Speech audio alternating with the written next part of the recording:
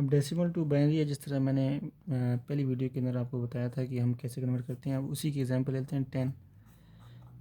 ठीक है, तो अब डेसिमल से आपने बाइनरी में जाना है, डेसिमल से आपने अगर ऑक्टल में जाना है, डेसिमल से या हेक्सा में जाना है, जिस तीनों में जाना है ना, उसमें आपने ये करना है इसको कि 10 और यहाँ पे मैं बाइनरी में जा रहा हूँ तो यहाँ 2 लिखूँगा मैं। ठीक है, और ये हो जाएगा 2 5, 2 5 10 होता है और एक ज़ीरो बच जाएगा, 2 दूनी 4 होता है और एक बच जाएगा, 2 एकम 2 ज़ीरो।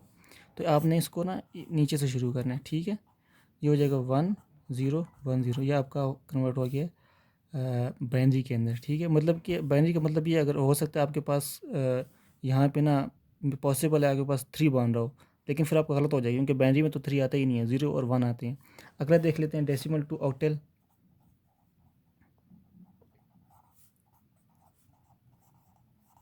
इसमें कोई एग्जांपल जिस तरह 5 6 9 की एग्जांपल है। ठीक है, ये आपके पास है डेसिमल में।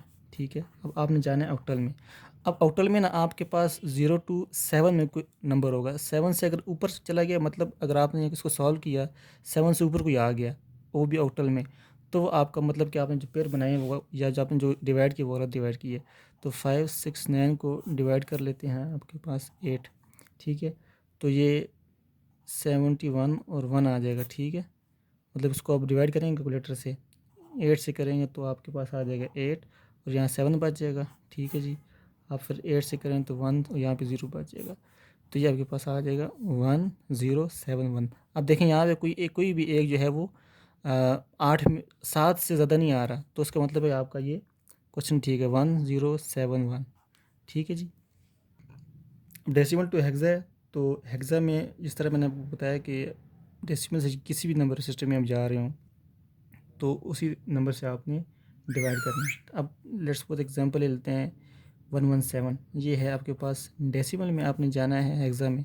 ठीक है, तो मे बी आपके पास हेक्सा में ए बी सी इस टर्म में आ जाए, लेकिन अभी हम चेक कर लेते हैं इसको। इसको फिर आप 16 से डिवाइड करेंगे, ये आप कैलकुलेटर से डिवाइड करेंगे तो आपको पास ये 7 पे जाएगा, तो आगे आपके पास जो है वो 5 बच जाएगा। ठीक है, अब ये फर्दर डिवाइड तो नहीं हो सकता क्योंकि 7 जो है वो 16 से छोटा हो गया। आप इसको इस तरह लेके चलें। ठीक है, ये 75, तो आपके पास 75 आ जाएगा। और मे बी पॉसिबल है कोई आपके पास नंबर गिवन हो, यहाँ पे 10 आ रहा 10 बच रहा हो। ठीक है, तो फिर आपने उसको ना 7 लिखना है और 10 को हम ए लिखते होते हैं, फिर वो उस तरह 10 और ए हो जाएगा।